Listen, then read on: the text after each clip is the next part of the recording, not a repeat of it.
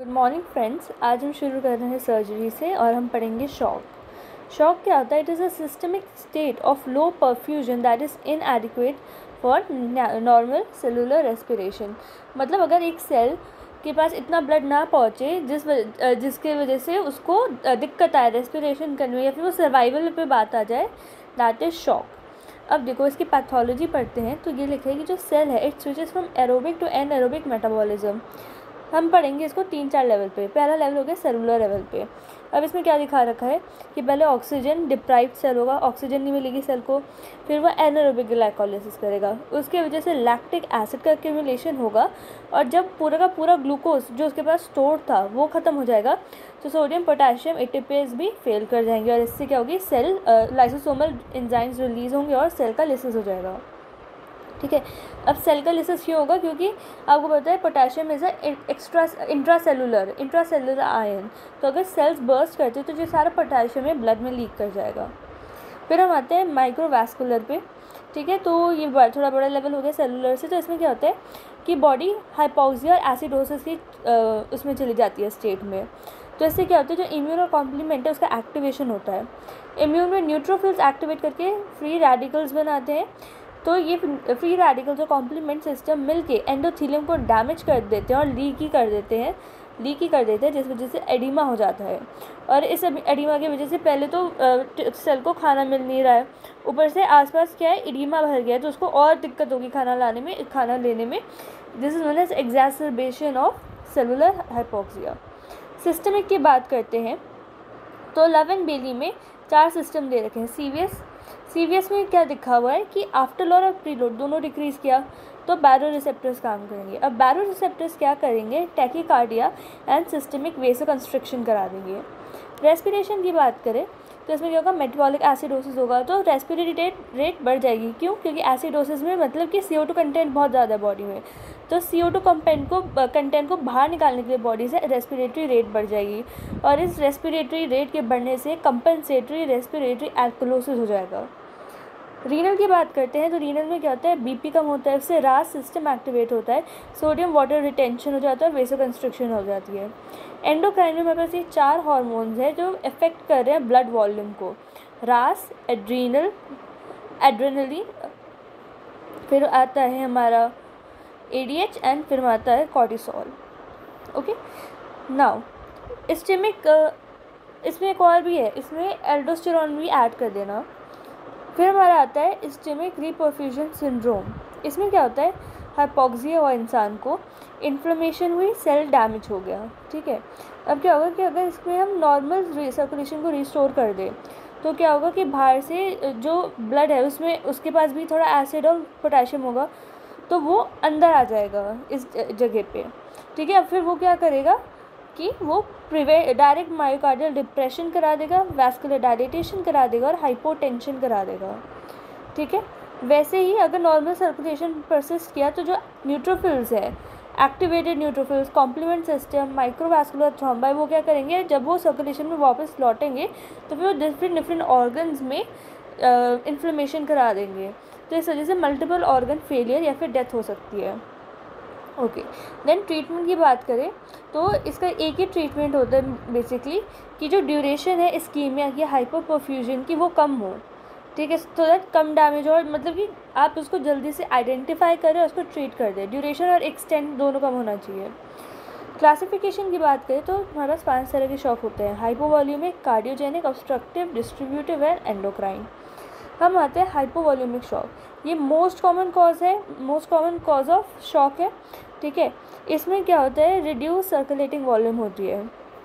अब ये कैसे होता है कि अब हमारे पास आते हैं 2 कॉजेज़ हो गए इसके, हीमरेजिक, नॉन हीमरेजिक। नॉन हीमरेजिक में क्या क्या हो सकता है, डिहाइड्रेशन हो सकता है क्योंकि कोई पानी नहीं पी रहा है, पुअर फ्लूइड इनटेक है, excessive loss due to vomiting, diarrhoea, urinary loss जैसे डायबिटीज़ में। इवेपोरेशन एंड थर्ड स्पेसिंग, इसका क्या मतलब है, थर्ड स्पेसिंग ऐसा कोई भी कंपार्टमेंट जहाँ पे नेचुरली फ्लूइड नहीं प्रेजेंट है पर अब प्रेजेंट हो गया है उसको हम थर्ड कंपार्टमेंट कहते हैं, थर्ड स्पेसिंग कहते हैं। तो जो फ्लूइड है वो इस यहाँ पे GIT में और इंटरस्टिशियल स्पेसेस में लूज हो जाएगा। एग्जाम्पल इसका पैंक्रेटाइटिस है। कार्डियोजेनिक शॉक की बात करें so it is a primary failure of heart to pump blood tissues.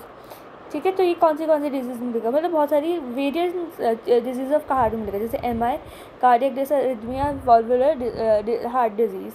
ठीक है। अब अगर ब्लंट मायोकार्डियल इंजरी है एंड कार्डियोमायोपैथी, इनमें भी मिलेगा। ठीक है। ये तो हो गए हमारे कि कोई पैथोलॉजी है हार्ट में। अब कार्डियक इनसफिशिएंसी किससे होगी, cardiac insufficiency is also part of cardiogenic shock. तो कार्डियक इनसफिशिएंसी एंडोजीनस हो सकता है, फॉर एग्जांपल कोई बैक्टीरियल या फिर ह्यूमरल प्रोडक्ट है इन सेप्सिस। और यहाँ पे क्या है, और किस हो सकता है, एक्सोजीनस, अगर कोई ड्रग खाई है उसकी वजह से कार्डियोजेनिक शॉक हो रहा है या एक्सेसरेट हो रहा है। फिर हमारा आता है ऑब्स्ट्रक्टिव शॉक। तो इसमें क्या होता है कि हम प्री लोड को मतलब इसमें क्या होता है, प्री लोड कम हो जाता है due to mechanical obstruction of cardiac filling. ठीक है। तो फॉर एग्जांपल अगर एक बलून है और मैं उसको उसके आसपास उसको फुलाऊँ तो वो ईजिली फूल जाएगा। सेम वे हार्ट है, अगर मैं उसमें ब्लड डालूँगी तो वो भी फूल जाएगा, मतलब it will accommodate all the blood. पर अब क्या है कि बाहर से उसको कॉन्स्टेंटली धक्का मिल रहा है उसके आसपास के फ्लूइड की वजह से, इस वजह से वो इतना अकोमोडेट नहीं कर पा रहा है जितना वो उसे करना चाहिए। ठीक है। तो जो सुपीरियर और इंफीरियर वेना कावा है वो तो ब्लड ला रही है, पर heart can not accommodate that blood. इस वजह से we have this obstructive shock. तो इसका एग्जाम्पल क्या है, cardiac tamponade, pneumothorax, massive pulmonary embolus. तो वेंट्रिकल्स की रिड्यूस फिलिंग होगी तो प्रीलोड कम होगा, इससे कार्डियक आउटपुट कम हो जाएगा। फिर हम आते हैं डिस्ट्रीब्यूटिव शॉक। ठीक है। वैरायटी ऑफ कंडीशन से मिलती है, जैसे सेप्टिक शॉक, एनाफाइलेक्सिस और स्पाइनल कॉर्ड इंजरी में हो गया। ठीक है। फिर हमारे पास आता है वैस्कुलर डायलेटेशन, हाइपोटेंशन, लो सिस्टमिक रेजिस्टेंस और इनएडिक्वेट आफ्टरलोड। इन सब की वजह से डिस्ट्रीब्यूटिव शॉक में क्या होगा, अबनॉर्मल हाई CO होगा, कार्डियक आउटपुट होगा। तो distributive shock it is made up of variety of conditions. फिर हमारे पास आता है एनाफाइलेक्सिस। एनाफाइलेक्सिस भी ये हमारा टाइप हो गया हमारे डिस्ट्रीब्यूटिव शॉक का। तो इसमें क्या दे रखा है कि पहला एग्जांपल है एनाफाइलेक्सिस, तो इसमें हिस्टामिन रिलीज होगा, उससे वेसोडायलेशन हो जाएगा। ये है न्यूरोजेनिक। न्यूरोजेनिक क्या होता है, अगर हाई स्पाइनल कॉर्ड इंजरी है तो क्या होगा, जो सिंपैथेटिक आउटफ्लो है वो चला जाएगा, इस वजह से अब जो है हार्ट ज़्यादा पंप नहीं कर पाएगा। पर इसमें इम्पॉर्टेंट क्या है कि इसमें एडिक्वेट वेसिकुलर टोन मेंटेन रहेगी। ठीक है। तीसरा एग्जांपल है सेप्सिस। इसमें क्या होता है, एंडोटॉक्सिन होता है, वो एक्टिवेट करता है सेलुलर ह्यूमरल एजेंट्स को। ठीक है। फिर हम आते हैं एंडोक्राइन शॉक में। ये किसका कॉम्बिनेशन है, ये जो हमने तीनों जो ऊपर पढ़े उन सबका कॉम्बिनेशन है, hypovolaemic, cardiogenic and distributive shock. इसके कॉजेज़ क्या क्या है, अगर किसी को हाइपोथायराइडिज्म है तो क्या होगा कि जो हार्ट है it won't respond to the catecholamines. ठीक है। इस वजह से क्या होगा, लो आइनोट्रोपिया और ब्रैडिकार्डिया हो गया।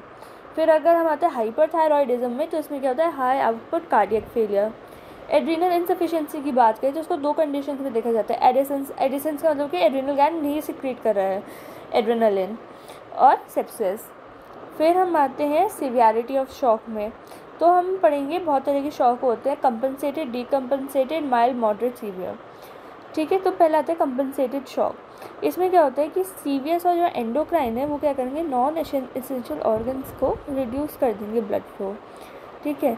तो जो प्री लोड का प्रेशर है वो प्रिजर्व रहेगा, लंग्स और ब्रेन में भी ब्लड आता रहेगा।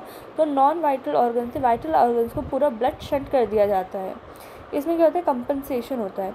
अब देखो कंपनसेशन कैसे, दो तरीके से होता है, दो तरीके के लिए, दो रीजंस की वजह से होता है। कंपनसेशन कौन से दो रीजंस की वजह से होता है, एक तो हम चाहते हैं कि मेंटेन करके रखें सेंट्रल ब्लड वॉल्यूम। ठीक है। क्योंकि बॉडी से ब्लड नहीं रहा बॉडी में, इसलिए हम चाहते हैं कि जो ब्लड है, जितना वो सेंट्रल ब्लड है जो जितना हार्ट में आ रहा है वो मेंटेन रहे। ठीक है।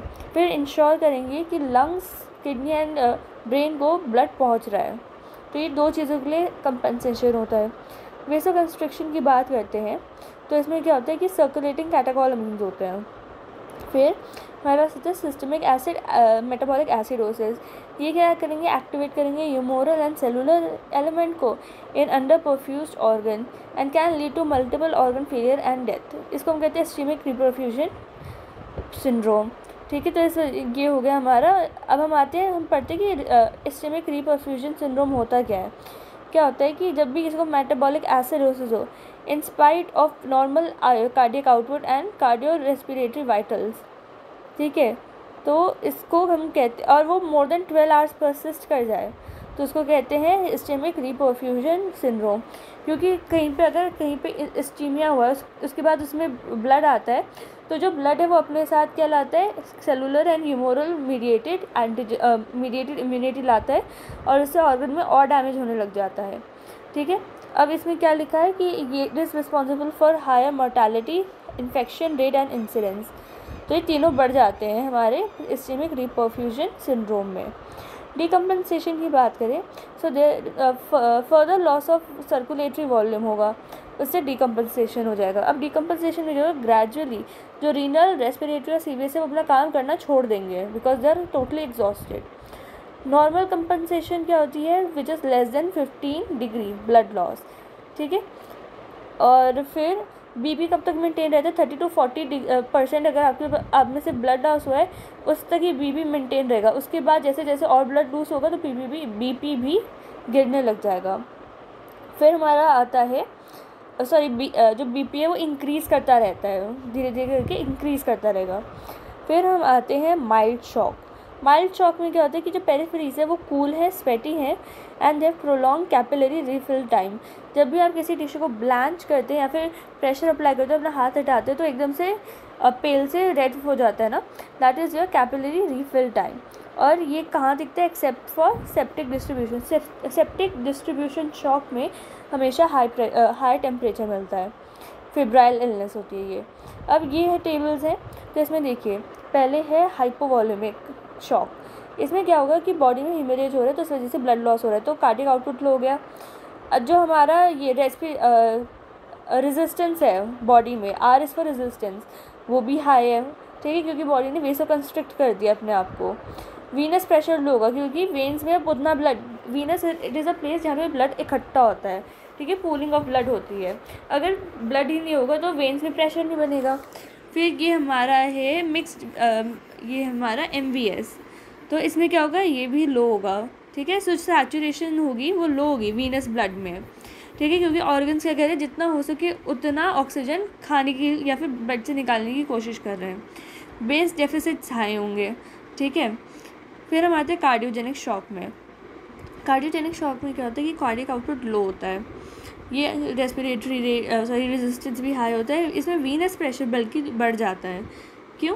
क्योंकि क्या है कि हार्ट पंप नहीं कर पा रहा है, तो जितना भी ब्लड है वो एट्रियम में आएगा। जब वो एट्रियम पंप कोशिश करेगा कि हार्ट में वेंट्रिकल में डालूं, पर ऐसा हो नहीं पाएगा, तो एट्रियम में प्रेशर आ गया और एट्रियम से प्रेशर सीधा सुपीरियर और इन्फीरियर वेना कावा में चले गए, तो वीनस प्रेशर बढ़ जाता है। इसमें भी MVS लो है और बेस डेफिसिट भी हाई है। बेस डेफिसिट क्या होता है कि इस इंसान में कितना एसिड मिलाना पड़ेगा so that it can neutralise the base, excessive base. ठीक है, देन हम आते हैं ऑब्स्ट्रक्टिव में।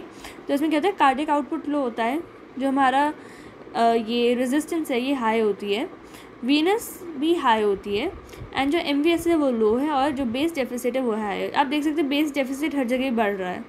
ठीक है, जो हमारा MVS है वो सिर्फ डिस्ट्रीब्यूटिव में हाई है। ठीक है, MVS का क्या मतलब है कि कितना ऑक्सीजन जो टिश्यूज़ हैं वो एक्सट्रैक्ट कर रहे हैं, जितना ज़्यादा टिश्यू ऑक्सीजन एक्सट्रैक्ट करेगा उतना ये कम होता जाएगा। ठीक है, अब डिस्ट्रीब्यूटिव शॉक में होगा कि क्या हुआ कि डिस्ट्रीब्यूट हो गया ब्लड। ठीक है, एनाफाइलेक्सिस में कोई चला गया तो ऑर्गन के पास ब्लड ही नहीं पहुँचेगा, तो वो मतलब वो ऑक्सीजन लेगा कैसे। ठीक है, फिर आप देख सकते हैं वीनस प्रेशर में, तो वीनस प्रेशर जो दो जगह ही बढ़ा हुआ है, hypovolaemic and distributive shock, cardiogenic and obstructive shock. इस वजह से वीनस हाइपरटेंशन हो रखा है। ठीक है, ऑब्स्ट्रक्शन हो रखी है। कार्डियोजेनिक क्या है कि हार्ट पंप नहीं कर पाए क्योंकि उसके ऊपर एक्सटर्नली एक फोर्स एक्ट कर रही है और उसको स्ट्रेच नहीं होने दे रही, कंप्लाइंट नहीं होने दे रही है। ऑब्स्ट्रक्टिव जो शॉक क्या होता है कि आप ब्लड को पंप कर तो रहे हैं पर कोई भी अगर सब आयोटिक मेम्ब्रेन हो गई या फिर आयोटा का स्टेनोसिस हो गया तो वो नहीं जा पा रहा, ऑब्स्ट्रक्शन आ रही है, आफ्टर लोड बढ़ गया है। ठीक है, फिर हम बात करते हैं सिस्टमिक वीनस ये रेजिस्टेंस की। तो इसमें क्या होता है, हाइपोवोलीमिया हाई होता है, कार्डियोजेनिक ऑब्स्ट्रक्टिव, डिस्ट्रीब्यूटिव में लो हो जाता है क्योंकि हमने पढ़ा कि डिस्ट्रीब्यूटिव में मेनली वेसोडाइलेशन का काम करता है। कार्डियक आउटपुट की बात करें तो सब में कार्डियक आउटपुट लो होता है एक्सेप्ट फॉर डिस्ट्रीब्यूशन, इसमें कार्डियक आउटपुट हाई है। ठीक है, देन हम आते हैं ये टेबल पे, ये भी लव एंड बेली की टेबल है, ये बहुत इंपॉर्टेंट है। फिर हम आते हैं लैक्टिक एसिडोसिस में। तो देखो जब कंपनसेटेड फेज़ है तब क्या होगा कि इंसान पूरी तरह से नॉर्मल होगा, है ना। और हमें हमने पढ़ा कि उसमें 15% से लेस ब्लड लॉस हुआ है। तो लैक्टिक एसिडोसिस होगा पर इतना नहीं होगा, बाकी सारी चीज़ें नॉर्मल होंगी। माइल्ड की बात करते हैं तो माइल्ड में क्या होता है कि लैक्टिक एसिडोसिस बढ़ जाता है, ठीक है। फिर इसमें क्या होता है, ये होता है फ्रॉम 15 to 30% ब्लड लॉस। इसमें क्या होगा, यूरिन आउटपुट भी नॉर्मल है, कॉन्शियस में माइल्ड एंग्जाइटी है, रेस्पिरेटरी रेट बढ़ गई है, पल्स रेट बढ़ गई है, बीपी नॉर्मल है। अब बीपी कब हाइपोटेंसिव होगा, जब वो मॉडरेट में आएगा। ये हमारा 30 to 40%। तो ये हमारा मॉडरेट है। और हमने ऊपर ही पढ़ा था कि बीपी अपने आप को कब तक मेंटेन कर सकता है, 30 to 40% लॉस ऑफ ब्लड। इसमें भी एसिडोसिस मतलब है, माइल्ड एंड मॉडरेट दोनों की एक है। इसमें हमारा जो यूरिनरी आउटपुट है अब रिड्यूस होने लगा है। अब पेशेंट को क्या है, ड्राउजीनेस आ रही है, कन्फ्यूजन आ रहा है। अब इसमें क्या होगा कि रेस्पिरेटरी रेट, पल्स रेट बढ़ जाएगी और बीपी कम हो जाएगा थोड़ा सा। फिर सीवियर स्टेज आती है, ये क्या होती है, more than 40% of the blood has been lost. अब इसमें क्या होगा, जो यूरिनरी आउटपुट है वो ज़ीरो होगा। Zero means it is anuric. Patient कैसे प्रेजेंट करेगा, कोमाटोज्ड, ठीक है। उसकी रेस्पिरेटरी रेट होगी लेबर्ड होगी, क्योंकि उसमें इतना ज़्यादा एसिडोटिक हो चुका है पेशेंट, तो सांस लेता रहेगा ताकि सारा कार्बन डाइऑक्साइड फ्लश आउट हो जाए। पल्स की बात करते हैं तो वो भी बढ़ जाएगी। फिर ब्लड प्रेशर की बात करते हैं, सीवियर हाइपोटेंशन होगा, हाइपोटेंशन। फिर हम आते हैं कैपिलरी रिफिल टाइम। तो कैपिलरी रिफिल टाइम में क्या होता है, it is a variable marker, मतलब किसी इंसान में अलग मिल सकता है, किसी में अलग, इस वजह से स्पेसिफिक नहीं है। तो इसमें क्या होगा कि कूल पेल पेरिफेरीज होंगी और उनमें प्रोलॉन्ग कैपिलरी रिफिल टाइम होगा, ठीक है। अब सेप्टिक शॉक की बात करते हैं तो पेरिफेरीज विल बी उसमें सेप्टिक शॉक एक्सेप्शन है। इसमें क्या होगा कि जो पेरिफेरीज हैं वो वार्म होंगे और capillary refill will be brisk despite profound shock, ठीक है। फिर हम आते हैं टैकीकार्डिया में, ये हमेशा प्रेजेंट नहीं होता है, ठीक है। और इसमें दिक्कत क्या होती है कि जितने भी पेशेंट्स होते हैं बीटा ब्लॉकर पे या फिर इम्प्लांटेड पेस मेकर में, तो हमें पता नहीं चलता कि उनको टैकीकार्डिया हो रहा है कि नहीं हो रहा है, ठीक है, बिकॉज ऑफ दिस मेडिकेशंस। फिर हम आते हैं ब्लड प्रेशर में, तो ये सबसे last kind of one of the last sign है शॉक का, ठीक है। हमने देखा था कि ये किस में आ रहा था, मॉडरेट में आ रहा था। तो जो चिल्ड्रन और फिट यंग अडल्ट होते हैं वो अपना ब्लड प्रेशर तब तक मेंटेन करके रखते हैं जब तक वो फाइनल स्टेज पे नहीं पहुंचता। हमने पढ़ा कि मॉडरेट पे आ गए, पर यहाँ क्या कह रहे हैं कि चिल्ड्रन और फिट यंग अडल्ट क्या करते हैं, they can compensate for a more time for a more severe stage, ठीक है। तो उनकी अगर सीवियर स्टेज या फाइनल स्टेज आ भी गई तो भी हो सकता है कि उनका जो ब्लड प्रेशर वो नॉर्मल रहे, ठीक है। और फिर बाद में एकदम से ड्रामेटिकली इंक्रीज़ करे जब पेरिफेरल जो स्ट्रोक वॉल्यूम है, पेरिफेरल वेसोकंस्ट्रिक्शन है वो बहुत ज़्यादा हो गया है, मतलब पेरिफेरल वेसोकंस्ट्रिक्शन बहुत ज़्यादा हो गया है। अब एल्डरली पेशेंट्स क्या होंगे, जस्ट ऊपर वाले का उल्टा, एल्डरली पेशेंट्स क्या होंगे, अगर वो नॉर्मोटेंसिव भी होंगे तो हमें ये देखना है कि उनका एक्चुअल बीपी क्या है according to their age. For example जो एल्डरली होते हैं उनमें हाइपरटेंशन तो पहले से ही मिलता है ना, मतलब कि अगर उनका नॉर्मल 130 वैसे अगर नॉर्मली जो ब्लड प्रेशर 120/80 होता है तो इनका कैसा होगा 130/90, क्योंकि जो वेसल्स हैं उनकी स्टिफनिंग हो जाती हैं। तो इस वजह से क्या होता है कि जो एल्डरली अगर वो नॉर्मल ब्लड प्रेशर के साथ आए, मतलब 120/80, तो शक होता है कि कहीं हाइपोटेंसिव तो नहीं है, ठीक है। तो उसमें भी हमें ध्यान रखना होता है कि जो उनका ब्लड बीपी है उनकी एज से कॉरेस्पॉन्ड कर रहा है कि नहीं कर रहा है। कॉन्सिक्वेंसेस की बात करते हैं, फिर हम आते हैं अनरिससिटेबल शॉक। तो इसमें क्या होता है, प्रोफाउंड शॉक होता है प्रोलॉन्ग पीरियड ऑफ टाइम के लिए, ठीक है। तो इससे क्या हो जाता है, अनरिससिटेबल, इसको आप नहीं कर सकते हम कुछ। तो क्या होगा, इसमें कंपनसेशन लॉस हो जाएगी, सेलुलर इस्कीमिया होगा, सेल मर जाएगा, ठीक है। और धीरे धीरे करके we have myocardial depression, loss of response to any drug और लिक्विड, कोई भी ड्रग या फिर कोई भी लिक्विड दे दो वो नहीं उठेगा, हाइपोटेंशन आ जाएगी, ठीक है। मल्टीपल ऑर्गन फेलियर हो सकता है, हम कॉन्सिक्वेंस में ही पढ़ रहे हैं, दूसरा पार्ट है कॉन्सिक्वेंस का। तो इसमें डेफिनेशन क्या है कि मोर देन 2 सिस्टम्स या फिर more than 2 disease of symptoms are being involve multiple organ failure. और ये क्यों होता है, due to prolong systemic ischaemia and reperfusion injury, ठीक है। इसका कोई ट्रीटमेंट नहीं है, मैनेजमेंट सपोर्टिव है, ठीक है, फिर हम आते हैं कि क्या क्या कराता है। लंग में क्या होगा, acute respiratory distress syndrome. Kidney में क्या होगा, एक्यूट रीनल इंसफिशिएंसी। क्लॉटिंग की वजह से कोएगुलोपैथी। एंड कार्डियो की वजह से कार्डियोवैस्कुलर फेलियर। Thank you.